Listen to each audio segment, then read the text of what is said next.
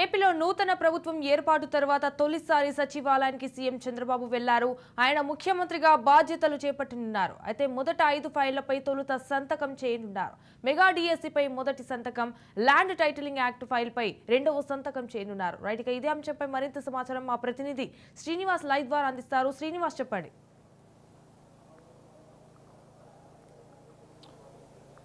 సంజన, ముఖ్యమంత్రిగా ప్రమాణ స్వీకారం చేసిన తర్వాత చంద్రబాబు నాయుడు మొదటిసారిగా ఆంధ్రప్రదేశ్ సచివాలయానికి చేరుకున్నారు. అయితే ముఖ్యమంత్రిగా ప్రమాణ స్వీకారం చేసిన తర్వాత ఆయన మొదటిగా బాధ్యతలు చేపట్టేటప్పుడు కొన్ని హామీలు అయితే ప్రజలకు ఇచ్చారు.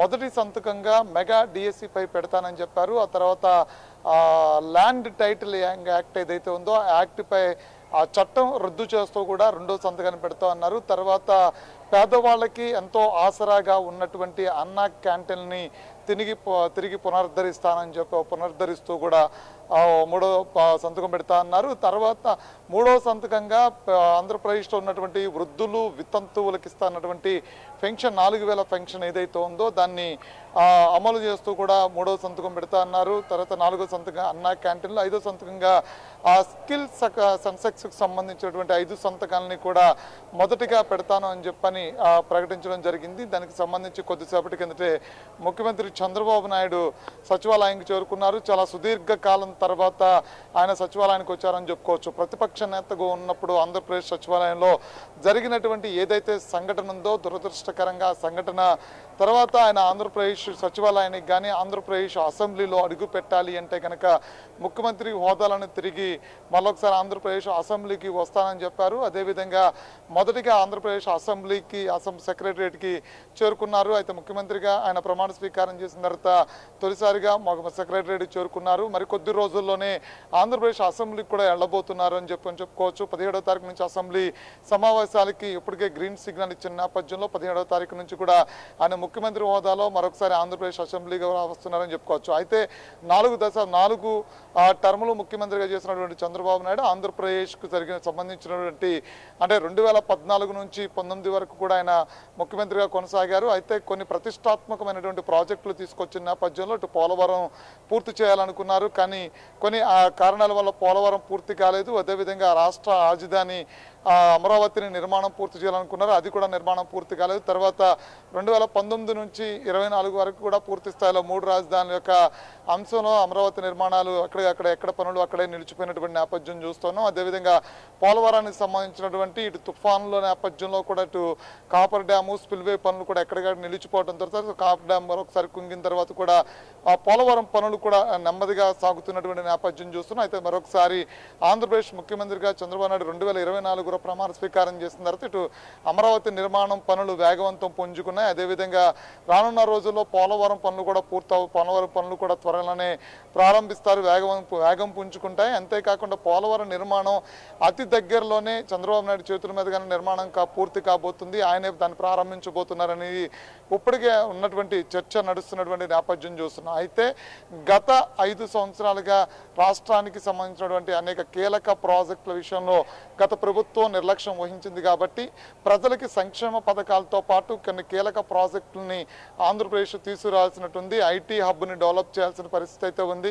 అంతేకాకుండా ఇండస్ట్రియల్ని తీసుకురావాల్సిన పరిస్థితి ఉంది. ఇప్పటికే కొన్ని కంపెనీలు తరలి వెళ్ళిపోయిన నేపథ్యంలో కూడా కొన్ని ఇండస్ట్రియల్ కారిడార్ని తీసుకురావాల్సిన పరిస్థితి ఉంది. ఇప్పటికే ఆంధ్రప్రదేశ్లో కొన్ని ప్రాంతాలు ఇండస్ట్రియల్ కారిడార్ని కూడా తీసుకొచ్చారు. అయితే అనుకున్న స్థాయిలో అక్కడ 2014 నుంచి 19 లోపు అక్కడ అనుకున్న స్థాయిలో కంపెనీలు రాకపోవడం, పెట్టుబడులు రాకపోవడంతో కూడా ఆంధ్రప్రదేశ్ కొంత మైనస్గా చెప్పుకోవచ్చు. అయితే ఈసారి అలా కాకుండా పూర్తి స్థాయిలో అన్ని దేశాల నుంచి కూడా ప్రతినిధులు తీసుకురావడం, ఇక్కడ పెట్టుబడులే ప్రధానంగా అక్షంగా ముందుకెళ్తామని చెప్పని చంద్రబాబు నాయుడు గతంలో చెప్తూ వచ్చారు. అంతేకాకుండా మహిళలకు ఇస్తా అన్నటువంటి ఏదైతే అటు చంద్రబాబు నాయుడు తన కానుకగా ఏదైతే ఇస్తా అన్నాడో నారీ శక్తి కావచ్చు, సూపర్ 6 కావచ్చు, ఇవి కూడా త్వరగానే ఈ ప్రభుత్వం అమలు చేసే విధంగా అడుగులు వేస్తుందని చెప్తున్నారు. అయితే సంస్కరణలకు సంబంధించినటువంటి అంశాలు కావచ్చు, అంతేకాకుండా ప్రభుత్వ అధికారులకు దిశానిర్దేశం చేసే అంశంలో కూడా ఇప్పటికే కొన్ని ప్రణాళికలు సిద్ధం చేశారని తెలుస్తుంది. అయితే ఈ రోజు నుంచి ఆయన పరిపాలన ముఖ్యమంత్రిగా కొనసాగుతుంది. మరికొద్దిసేపట్లోనే ఆయన ఆంధ్రప్రదేశ్ ముఖ్యమంత్రిగా ఒక ముఖ్యమంత్రి ఛాంబర్లో మొదటి 5 ఫైల్స్ మీద సంతకాలు కూడా చేయబోతున్నారు. సంజన.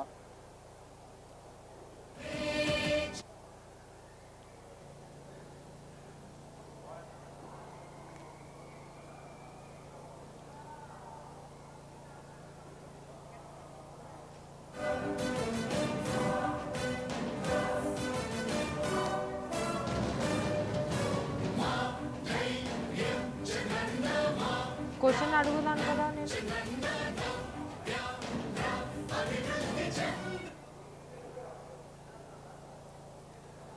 ఎస్ శ్రీనివాస్, అయితే మెగా డిఎస్సి పై కూడా మొదటి సంతకం అన్నట్టుగా తెలుస్తుంది and land titling act file పై కూడా రెండో సంతకం చేయనున్నారు అన్నట్టుగా తెలుస్తుంది. ఈ 5 ఫైళ్లలో అంటే ఏవేవి రిలీజ్ అయ్యే అవకాశం ఉంది శ్రీనివాస్? మెగా డిఎస్సికి సంబంధించి ఏదైతే ప్రధాన ప్రతిపక్ష నేతగా చంద్రబాబు నాయుడు ఉన్నప్పుడు మెగా డిఎస్సికి సంబంధించినటువంటి ప్రస్తుత అప్పటి ప్రభుత్వం ఏదైతే ఉందో వైఎస్ఆర్సీపీ అధికారంలోకి వచ్చిన తర్వాత మెగా డిఎస్సి తీసుకొస్తామని చెప్పని అప్పుడు జగన్మోహన్ రెడ్డి చెప్పడం జరిగింది. అయితే మెగా డిఎస్సి తీసుకురావడంలో ఫెయిల్ అయ్యారు. అదేవిధంగా ప్రతి ఏటా జనవరిలో జాబ్ క్యాలెండర్ తీసుకొస్తామని చెప్పారు, అందులో కూడా ఫెయిల్ అయ్యారు. కాబట్టి మెగా డిఎస్సి అభ్యర్థులు ఎవరైతే ఉన్నారో మెగా డిఎస్సి అభ్యర్థులు అప్పటికే 5 సంవత్సరాలు ఎదురు చూసిన నేపథ్యంలో లాస్ట్ రోజుల్లో అంటే ప్రభుత్వ చివరి పరిపాలన రోజుల్లో మెగా డిఎస్సిని 6100 పోస్టులకు మాత్రమే తీసుకురావడంతో కూడా చాలా మంది అభ్యర్థులు దాని మీద అసంతృప్తి వ్యక్తపరిచినటువంటి పరిస్థితి ఉంది. అయితే ఆ అసంతృప్తిలో భాగంగానే అప్పుడు చంద్రబాబు నాయుడు ఆయన ప్రతిపక్ష నేతగా ఉన్నటువంటి ఏదైతే పబ్లిక్ మీటింగ్స్లో కావచ్చు, అదేవిధంగా ఆయన నిర్వహిస్తున్న రోడ్ షోల్లో కావచ్చు, ఈ అంశాలని మెగా డిఎస్సి విషయంలో ఈ ప్రభుత్వం తీసుకున్నటువంటి చర్యలు ఆయన హేయమైన చర్యలుగా తప్పుపట్టడమే కాకుండా రానున్న రోజుల్లో మొట్టమొదటి ఫైల్ సంతకం ఏదైతే ఉందో అది మెగా డిఎస్సినే మెగా డిఎస్సి పైనే పెడతాను, ఒకేసారి డిఎస్సి అభ్యర్థులు ఎవరైతే ఉన్నారో దఫల వారీగా కాకుండా ఒకేసారి మెగా డిఎస్సిని తీస్తాము, మెగా డిఎస్సిలో అందరినీ ఒకేసారి కూడా అభ్యర్థులుగా ఎంపిక చేస్తామని చెప్పడం కూడా జరిగింది. దానిలో భాగంగానే మెగా డిఎస్సి మీద మొదటి సంతకం చేయబోతున్నారు. దాన్ని త్వరగానే అంటే ఇప్పుడు ఏదైతే ఈ సంతకం చేయబోతున్నారు ఈ ఫైల్ని అతి త్వరగానే ముందుకు తీసుకెళ్లేటువంటి పరిస్థితి ఉంది. ఆ తర్వాత మెగా డిఎస్సికి సంబంధించినటువంటి ఎవరైతే డిఎస్సి అభ్యర్థులు ఉన్నారో డిఎస్సి అభ్యర్థులందరూ కూడా ప్రాతిపదికన అంటే ఏదైతే అంటే మెగా డిఎస్సికి సంబంధించిన ఇప్పటికే కొంత ప్రణాళిక దానిలో కొన్ని వేరియేషన్స్ అన్ని తొలగిస్తూ కూడా గత ప్రభుత్వం తీసుకొచ్చినటువంటి విధానాలను తొలగిస్తూ కూడా తీసుకొచ్చినటువంటి కొత్త విధానం ఏదైతే ఉందో ఆ విధానంలో ముందుకు తీసుకెళ్తారు. అయితే మెగా డిఎస్సి ద్వారా డిఎస్సి అభ్యర్థులందరూ కూడా న్యాయం జరిగే విధంగా కూడా ఇప్పుడు న్యాయం జరిగే విధంగా కూడా నిర్ణయం తీసుకున్నట్టు కూడా తెలుస్తుంది. మరో పక్కన చూస్తే ల్యాండ్ టైటిలింగ్ యాక్ట్ చివరి అంటే ఎన్నికలకి దగ్గర పడుతున్న నేపథ్యంలో వైఎస్ఆర్సీపీ ల్యాండ్ టైటిల్ యాక్ట్ అనే దాన్ని ప్రజల్లోకి బలంగా తీసుకువచ్చినట్టు ప్రయత్నం చేస్తుంది.